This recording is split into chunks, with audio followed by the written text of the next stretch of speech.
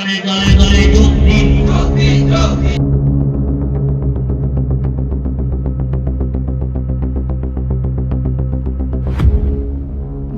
সড়ক সম্প্রসারণ হলে ক্ষতিগ্রস্ত হবেন ব্যবসায়ীরা, তাই পুনর্বাসন এবং ক্ষতিপূরণের দাবিতে মঙ্গলবার শিলবাড়ি ঘাট থেকে মেজবিল পর্যন্ত 31 নং জাতীয় সড়কের দুধারে ব্যবসায়ীদের ক্ষতিপূরণ ও পুনর্বাসনের দাবিতে এদিন পলাশবাড়ি এলাকায় অবস্থান বিক্ষোভে সামিল হলেন ব্যবসায়ীরা। সম্প্রতি এলাকায় ঠিকাদার কোম্পানি মাপজোক করে গিয়েছে, আর এতে চিন্তিত আতঙ্কিত তারা। এদিন ব্যবসায়ীরা জানান তারা দীর্ঘদিন থেকে আন্দোলন করে আসছেন। তাদের দাবি অনুযায়ী পুনর্বাসন ও ক্ষতিপূরণের ব্যবস্থা না হওয়া পর্যন্ত আন্দোলন চালিয়ে যাবেন তারা। অবস্থান বিক্ষোভ হচ্ছে হলো ব্যবসায়ীরা যারা সোনালী চতুর্ভুজ মানে NH-31 যে ইস্ট ওয়েস্ট করিডোর রাস্তা হচ্ছে, রাস্তার দুধারে যে সমস্ত ব্যবসায়ীরা দীর্ঘদিন যাবৎ ব্যবসা করে তাদের জীবন জীবিকা নির্বাহ করছে, রাস্তা হলে পর সম্প্রসারণ এটা আমরা চাই, কিন্তু সাধারণত বিভিন্ন জায়গায় আমরা দেখেছি রাস্তার সম্প্রসারণের ক্ষেত্রে ব্যবসায়ীদের পুনর্বাসন, পুনর্স্থাপন এবং ক্ষতিপূরণ দিয়েই সরকারি কাজগুলো হয়।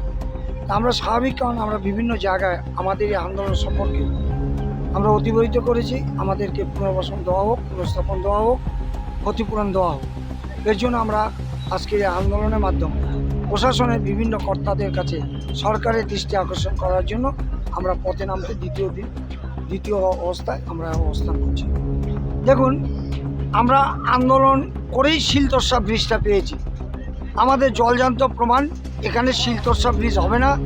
সোনাপুর থেকে ফালাকাটা পর্যন্ত আন্ডার রিভার যে একটা ভুল ধারণা ছিল, তার পরবর্তীতে যখন শিলবাড়ি হাটের জনগণ শিলতরসা ব্রিজ দাবি আদায় করতে পেরেছে, শিলবাড়ি আর ব্যবসায়ী সমিতিও সেই আন্দোলনের মাধ্যমে ক্ষতিপূরণ, পুনর্বাসন, পুনর্স্থাপন পাবে এই আশাবাদ। আমরা গণতান্ত্রিক পদ্ধতিতে আমরা আন্দোলন চালিয়ে যাব।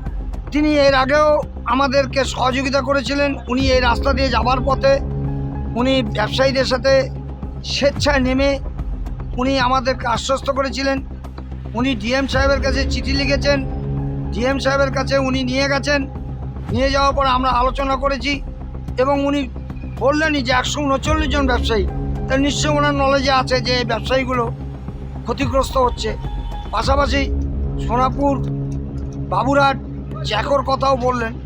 তার স্বাভাবিক কারণে উনি একজন যে কোনো রাজনৈতিক দলেরও একজন জনপ্রতিনিধি, জনসভামূলক কাজ করেন। উনি এখানে এসে বক্তব্য তিনি দিলেন। যেহেতু মোড অফ কন্ট্যাক্ট আছে, যার জন্য উনি আমাদের মঞ্চে আসলেন না। এই রাস্তা যাওয়ার পথে উনি দাঁড়িয়ে আমাদের এই আন্দোলনটাকে সমর্থন জুগিয়েছে। আলিপুরদুয়ার থেকে শামু দাসের রিপোর্ট, নিউজ মেট্রো।